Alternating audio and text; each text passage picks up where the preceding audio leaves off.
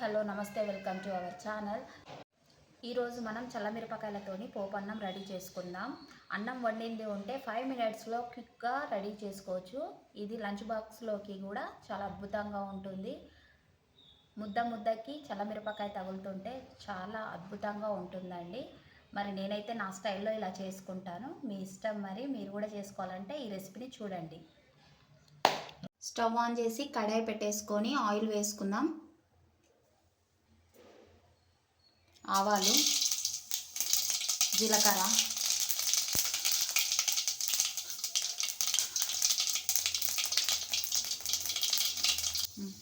పోపు దినుసులు,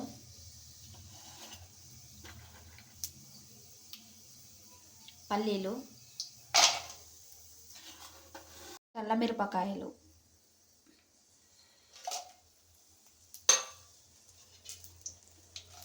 ఒకసారి కలుపుకుందాం.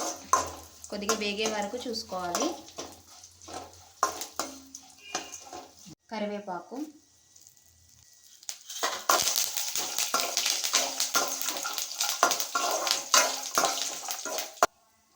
పసుపు, అల్లం వెల్లుల్లి పేస్ట్,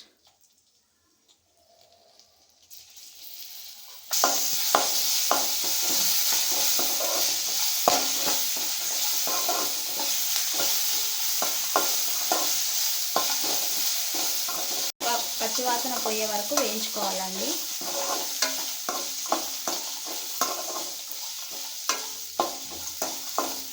కొన్ని అన్నాన్ని చల్లబరుచుకొని విడదీసి పెట్టుకొని దీంట్లోకి వేసేసుకుందాం.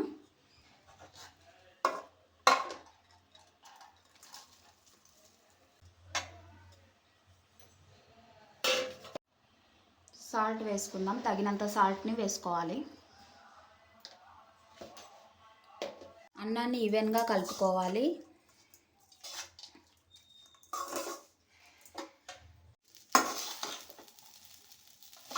అన్నం ఈవెన్గా వేడి కావాలండి. వేడైతేనే చాలా బాగుంటుంది.